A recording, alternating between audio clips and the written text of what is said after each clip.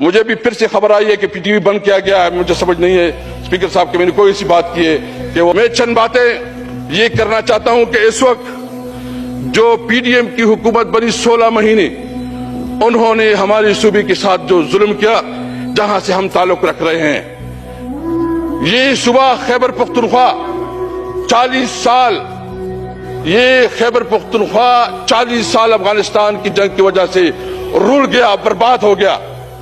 पहले लड़ाई थी, रूस आ गया अफगानिस्तान, तो बताया गया कि इस्लाम और कुफर की जंग है। लाखों अफगान शहीद हुए हमारे इलाके में। हम जिस इलाके से ताल्लुक रख रहे हैं, हम इस पाकिस्तान के फ्रंट लाइन के तौर पर हम जंग लड़ रहे हैं। 40 साल इस सरजमीन पे जंग हुई। रूस आया तो हमारे कबायली अजला खैबर पख्तूनख्वा उसमें सबसे ज्यादा मुतासिर हुए। हमसे कलम छीना गया, हमें क्लाशनकोफ हाथ में थमाया गया।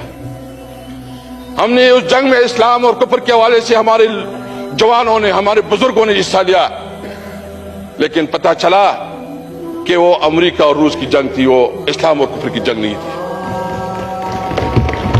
वार ऑन टेरर के नाम से जंग शुरू हुई। वार ऑन टेरर के नाम से हमारे इलाके में फिर हम इस जंग में शामिल हो गए। मेरे कबाइल के काफी हमारे साथी इधर बैठे हैं, इनसे आप पूछ सकते हैं। आप वजीरिस्तान, आप बाजवड़, आप मेमन, आप कबाइल के जितनी भी जिले हैं, उनसे पूछे कि उसके ऊपर क्या गुजरी है। ड्रोन अटैक, बमबारी और ऑपरेशन।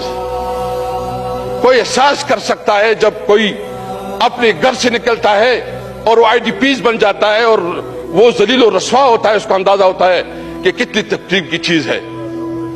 इस इलाके को जिस तरह रोंदा गया, उसकी रवायात को रोंदा गया, तो फिर कहा गया कि नहीं जी, यहां तो बॉर्डर पे स्मगलिंग होती है, यहां तो जो है ना, मुझे बताए दुनिया में कौन सा ऐसा इलाका है जहां स्मगलिंग नहीं होती। मैं स्मगलिंग की हिमायत नहीं करता, लेकिन मैं सिर्फ पूछना चाहता हूं कि क्या खैबर पख्तूनख्वा के उस अजला के जो फाटा के हैं, जो खैबर पख्तूनख्वा के हैं, उनके हुकूक और लाहौर और कराची और इस्लामाबाद की अवाम के हुकूक बराबर है? क्या जहां जो सहूलियात आपके इस्लामाबाद में, कराची और लाहौर और दीगर सूबों में है, क्या वो आपके फाटा में वहां स्कूल, कॉलेजेस, हॉस्पिटल्स, इंडस्ट्रीज, कारोबार है? वहां तो आपने तबाह बर्बाद किया है।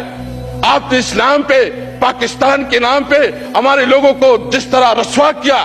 हमने कोशिश की गुज़िश्ता हुकूमत में, हमने कोशिश की, हमने गुलाम खान के ऊपर तजारत शुरू की, हमने अंगूर अड्डा के ऊपर तजारत शुरू की, हमने तोरखम के ऊपर जो है तजारत शुरू की, हमने खरलाची के ऊपर तजारत शुरू की।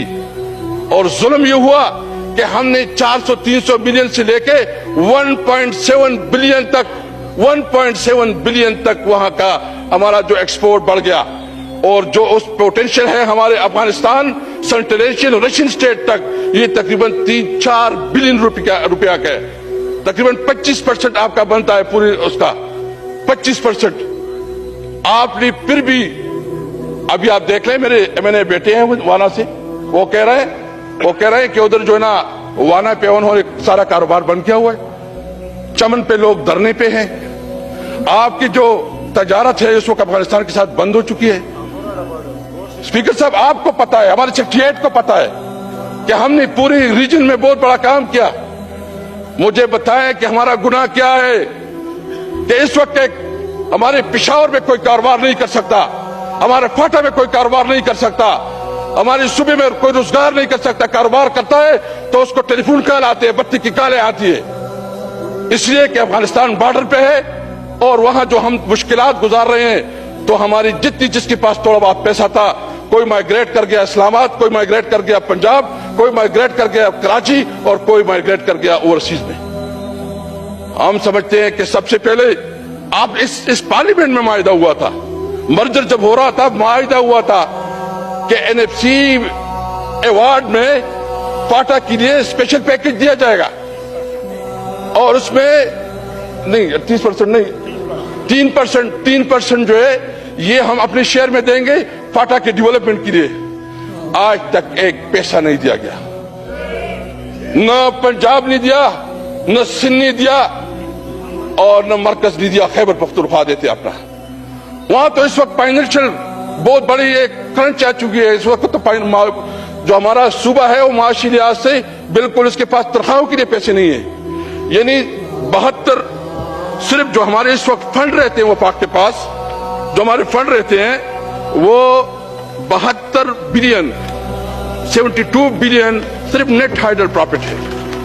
صرف نیٹ ہائیڈل پروفٹ میں ہمارے جو ہے نا 72 بلین رہتے ہیں. اور دوسرا جو کمٹمنٹ کی گئی تھی 2023-24 کے بجٹ میں کہ 262 بلین دیں گے, ابھی تک کوئی فنڈ نہیں دیا گیا.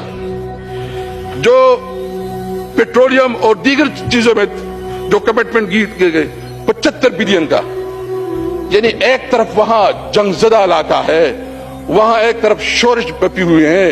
افغانستان کے ساتھ جو ہمارا تھوڑا بہت روزگار ہوتا تھا وہ آپ نے بند کر دیا. ہمارا جو خواب تھا کہ ہم سینٹرل ایشیا کے ساتھ اور ایشین جو رشین اسٹیٹ ہے اس کے ساتھ اپنا کاروبار کریں گے وہ آپ نے بند کر دیا. آپ ہمیں پیسے نہیں دے رہے تو اس کا کیا مطلب ہے؟ کیا آپ وہاں مزید دہشت گرد پیدا کرنا چاہتے ہیں؟